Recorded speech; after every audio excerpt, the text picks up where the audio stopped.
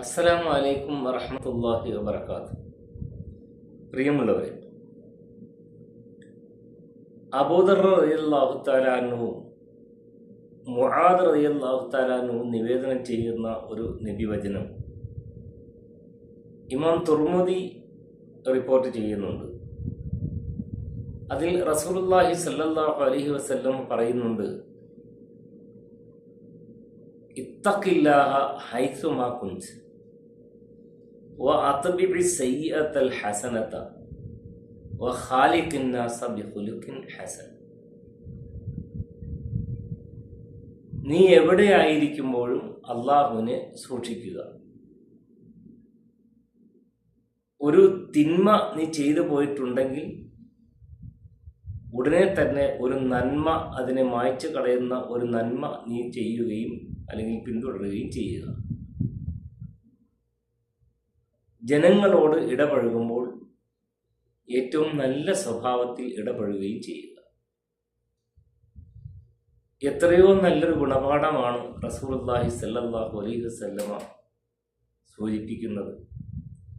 ഒരു മുസ്ലിം എവിടെയായിരുന്നാലും ശ്രദ്ധേയമായ ജീവിത നടപടിയായിരിക്കണം അവൻ്റേത് എന്നാണ് ഈ സൂചിപ്പിച്ചതിൻ്റെ സാരാംശം. കഴിഞ്ഞ പാഠഭാഗത്തിൽ നമ്മൾ സൂചിപ്പിച്ചതുപോലെ എവിടെയായിരിക്കുമ്പോഴും അള്ളാഹുവിൻ്റെ സാന്നിധ്യം നമ്മളോടൊപ്പം ഉണ്ട് എന്ന ബോധ്യം നമുക്കുണ്ടാകണം. ആ ബോധ്യത്തിൻ്റെ അടിസ്ഥാനത്തിൽ നമ്മൾ ജീവിക്കുമ്പോഴും സ്വാഭാവികം മനുഷ്യരാണ്, ദൗർബല്യങ്ങൾ ഉണ്ടാകും. ആ ദൗർബല്യങ്ങളുടെ പിൻബലത്തിൽ ചിലപ്പോൾ തിന്മകൾ ചെയ്തു പോയി എന്ന് വന്നേക്കാം. ഉടനെ തന്നെ ഒരു തിന്മ ചെയ്തു പോയാൽ ഉടനെ തന്നെ അതിൽ നിന്ന് കുറ്റബോധം ഉണ്ടാവുകയും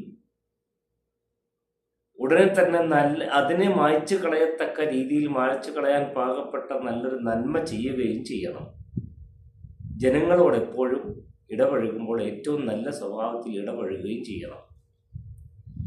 ഒരു സാമൂഹികമായ ചുറ്റുപാടിൽ ജീവിക്കുന്ന ഒരു മുസ്ലിമിൻ്റെ ജീവിതത്തെ ചിട്ടപ്പെടുത്തേണ്ടുന്ന രീതിയാണ് റസൂലുള്ളാഹി സ്വല്ലല്ലാഹു അലൈഹി വസല്ലമ ഈ സൂചിപ്പിച്ചിട്ടുള്ളത്. അപ്പോൾ ആ മനുഷ്യൻ അല്ലെങ്കിൽ ആ വ്യക്തി ഏറ്റവും സൂക്ഷ്മമാകും, സ്വഭാവങ്ങൾ സംശുദ്ധമാകും. അതുകൊണ്ട് തന്നെ അവൻ ആദരിക്കപ്പെടുകയും ബഹുമാനിക്കപ്പെടുകയും സമൂഹഗാത്രത്തിനിടയിൽ ഏറ്റവും നല്ലൊരു ജീവിതം നയിക്കുവാൻ അവന് പാകപ്പെടുകയും ചെയ്യും.